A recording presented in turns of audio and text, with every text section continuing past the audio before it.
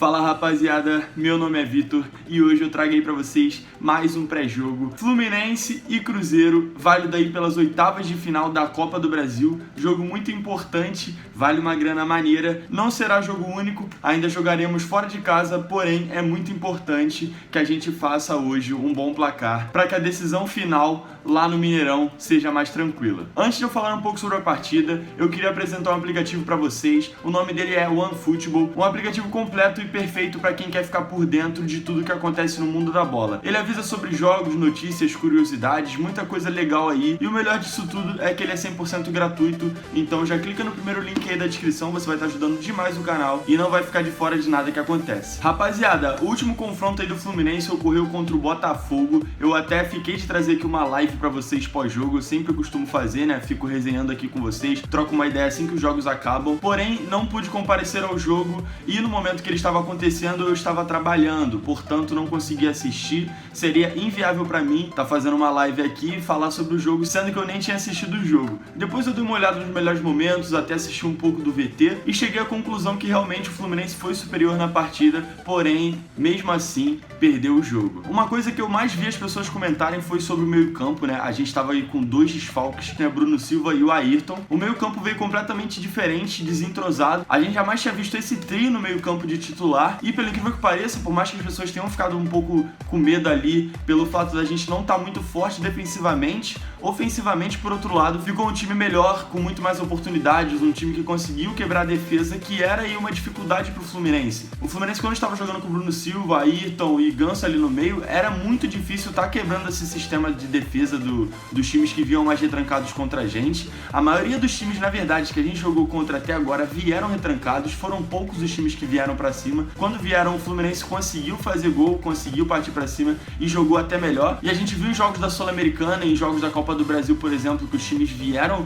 justamente para segurar o empate, um Fluminense bem fraco ofensivamente, um Fluminense que chegava muito pouco no gol. Contra o Luverdense, por exemplo, aquele 0x0 foi pra mim o pior jogo do ano até agora. E com esse trio de meio campo já foi diferente, foram passes mais longos, foram jogadas mais ousadas. É claro que isso também se dá ao fato da gente ter tido o Pedro como titular, né, cara? Uma referência lá na frente, é um cara que tá sempre segurando a bola, tá distribuindo da melhor maneira possível. Então um meio campo que já tem esses passes mais longos, essas tentativas de furos de bloqueio, com um cara que chama a responsabilidade, com uma referência lá na frente, com certeza funciona. E a gente viu que o problema não foi criação, e sim o último passe, e sim a finalização. Chegamos na cara do gol, não optamos pela melhor jogada. O Luciano, por exemplo, pôde ter passado a bola pro Pedro e acabou chutando pro gol. Eu vi também alguns lances onde o Fluminense criava toda a jogada, conseguia fazer tudo certinho, e na hora de dar o último passe, na hora de fazer o cruzamento, acabava saindo errado, e a gente acabava não conseguindo estar colocando a bola pra dentro. O Fluminense nesse jogo contra o Botafogo fez 2 gols e os 2 foram anulados, um com o Luciano, né, numa falta que o Ganso até tinha chutado, e outro onde o Pedro estava impedido, né, não foi ele que fez o gol, mas o primeiro lance ele estava ali impedido, cabeceou a bola, que no rebote acabou sendo o gol do Matheus Ferraz. Além do desfalque do último jogo, que ainda permanece para esse, a gente vai ter um desfalque muito importante, que é do Pedro, né, nosso camisa 9, artilheiro,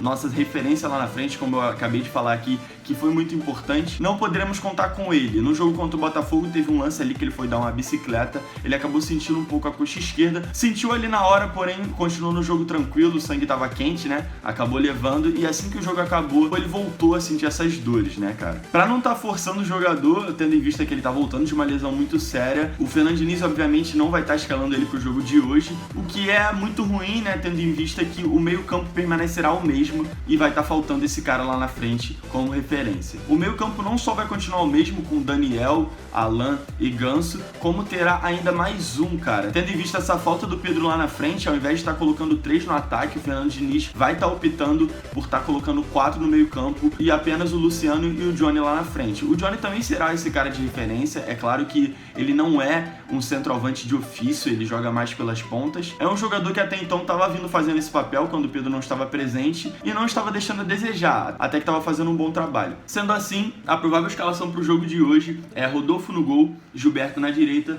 Matheus Ferraz e Nino na zaga, Caio Henrique na esquerda, Alan, Dodge, Daniel e Ganso no meio campo, Luciano e Johnny Gonzalez lá na frente. O que o Fluminense tem que estar acertando dentro de campo para que não ocorra o que aconteceu no último jogo é justamente no último passe estar optando pela melhor jogada e não desperdiçar as oportunidades.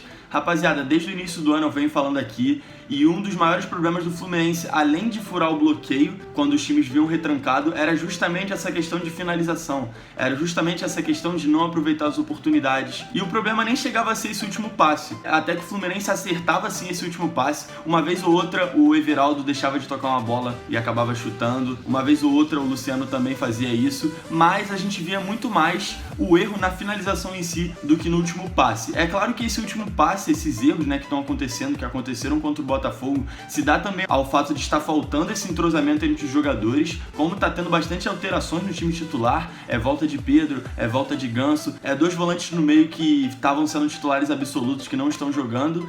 Acaba faltando esse entrosamento e isso, a única maneira de estar revertendo é justamente estar jogando junto. Eu espero que o Fernando Diniz tenha consertado tudo isso, tenha visto todos esses problemas, tenha adaptado isso de uma melhor maneira pro jogo de hoje. E o Fluminense vai com tudo, rapaziada. A gente tem que fazer resultado de qualquer forma, como eu disse aqui no início do vídeo, a decisão será no Mineirão, então a gente precisa sim de um placar positivo para estar tentando uma classificação mais tranquila lá. E por outro lado, se serve de consolo, o Thiago Neves também será um desfalque aí pela equipe do Cruzeiro. Uma parada que eu esqueci de falar, que na verdade é uma das mais importantes aqui no vídeo de pré-jogo, é o horário do jogo e onde vai ser, rapaziada. Hoje o jogo será no Maracanã, às 9h30 da noite. No momento que estou gravando esse vídeo, já foram vendidos mais de 10 mil ingressos. Então, meu parceiro, se você puder comparecer, compareça. É um dos jogos mais importantes do ano pro Fluminense, oitavas de final da Copa do Brasil. Copa do Brasil é um dos campeonatos que mais bem paga, dos quais a gente está disputando. Então, o Fluminense precisando de dinheiro, precisando se restabelecer aí essa receita, é muito importante que ele vença, que ele consiga passar de fase. Semana que vem a gente já tem um jogo contra o Atlético Nacional. Para quem não viu o sorteio, o Fluminense acabou caindo nessa próxima fase com o Atlético Nacional. E o jogo também será no meio da semana, dia 22/5,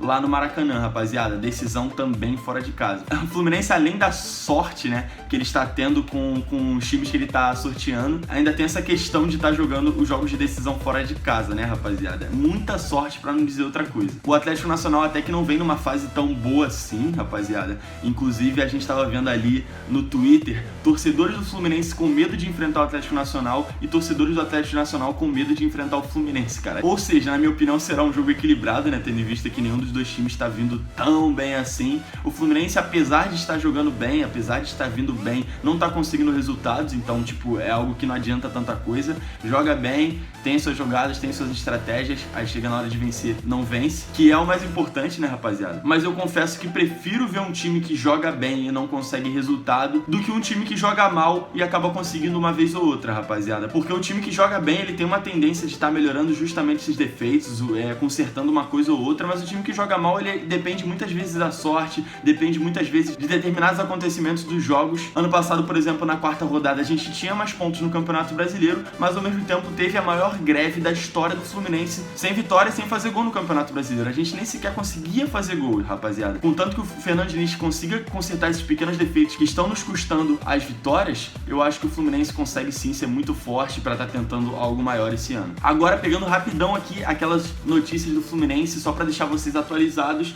o Fluminense tem 4 titulares que precisam ser inscritos na Copa Sul-Americana e só tem 3 vagas, rapaziada. Dentre esses 4 titulares, a gente tem os nomes Ganso, Pedro, Alan e Nino. E aí, meu parceiro, eu quero que você deixe nos comentários agora quem você acha que deveria ser inscrito na Sul-Americana. Eu confesso que Pedro e Ganso são indiscutíveis, mas entre Alan e Nino a gente fica um pouquinho na dúvida, rapaziada. Tendo em vista que a gente tá sem Digão e o Nino vem sendo o nosso titular absoluto ao lado do Matheus Ferraz, fazendo um bom trabalho, sem poder contar com ele, a gente só terá Frazan. É claro, sem desmerecer o futebol do Frazan, mas o Nino já vem com entrosamento junto com o Matheus Ferraz, já tá atuando bastante pelo Fluminense, então com certeza tá muito mais apto para esse jogo do que o Frazan, por exemplo. Mas o Alan é um jogador que vem sendo muito importante no nosso meio campo. Por mais que ele seja o reserva, vamos assim dizer, eu coloquei entre aspas porque na minha opinião ele não deveria ser, é um jogador muito importante. E o Ganso e Pedro, como eu falei, é meio que indiscutível, né? O Ganso é o maior investimento do Fluminense no ano, nosso camisa 10,